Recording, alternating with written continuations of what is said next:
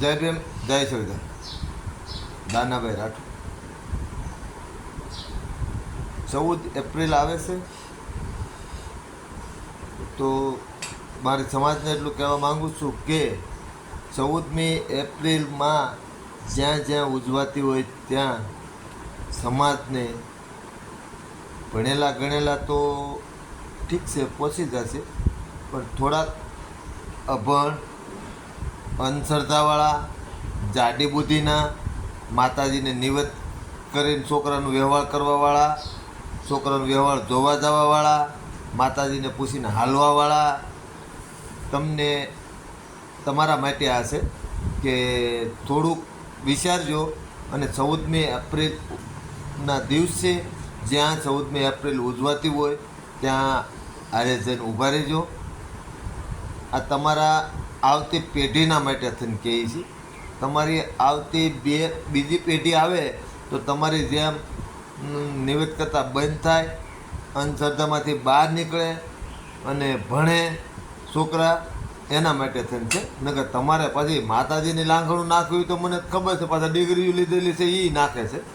હા, ઘણા એવા છે. મુંબઈવાળા આવ્યા નિવેદ કરવા, અમને જે નિવેદ કરવા ત્યાં રજાઓ મૂકીને આવ્યા છે. ક્યાં જવું કે અમારી માને મનાવવા જવું? અમને ખબર છે, અહીંથી ઘણા જાય એમ કે નિવેદ કરવા ફરજિયાત જાય. પણ આવો બાબા સાહેબનો પ્રસંગ હોય અને ત્યાં હાજરી નહીં આપે, ના એક્રોસિટી કરે તારે પાછા ત્યાં બાબા સાહેબના નામ લઈ જાય, ત્યાં એની માં કંઈ હારે આવતી નથી. એટલે મારે દલિત સમાજને નર્મ વિનંતી છે કે તમે 14મી એપ્રિલના દિવસે જ્યાં બાબા સાહેબનો જન્મદિવસની ઉજવણી થતી હોય ત્યાં ફરજિયાત, એવું નથી કે આ ગામથી બીજા ગામમાં જવું. હું તો 25 છોકરા લઈને 25 જણા ભેગા કરીને તમારા ગામમાં પણ એવું કરી શકો છો કે ફલાણા જગ્યાએ છે.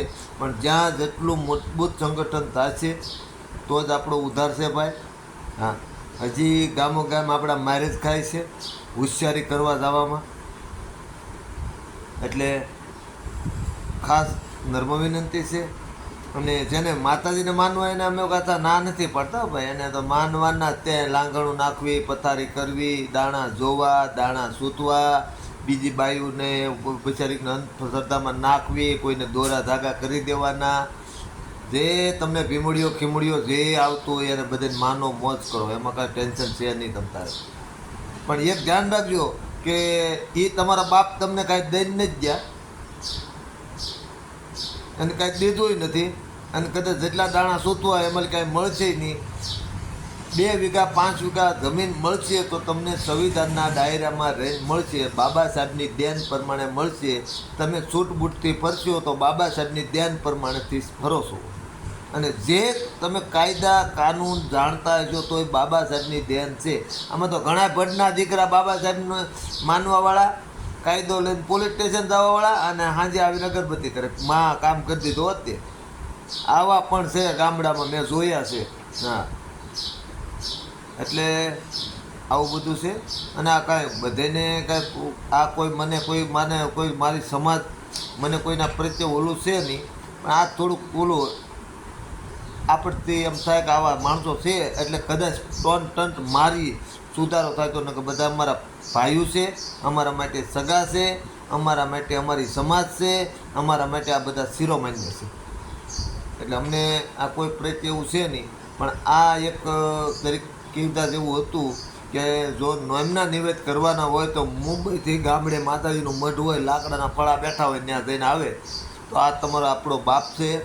આપણા બાપના થકી થાય છે આપણું નામ છે, બાપના થકી તે આપણથી થોડાક આ જે બીવે છે એના કારણે બીવે છે. અને તમારું સંગઠન હશે તો એ બધા બીશે, તમારું સંગઠન હશે તો તમારી આ બધી જે છે અનામત એ બધી રહેશે. નકર પછી તમે ટકોરા વગાડવાના છો. આ ખાસ ધ્યાન રાખજો. જય ભીમ, જય સંવિધાન.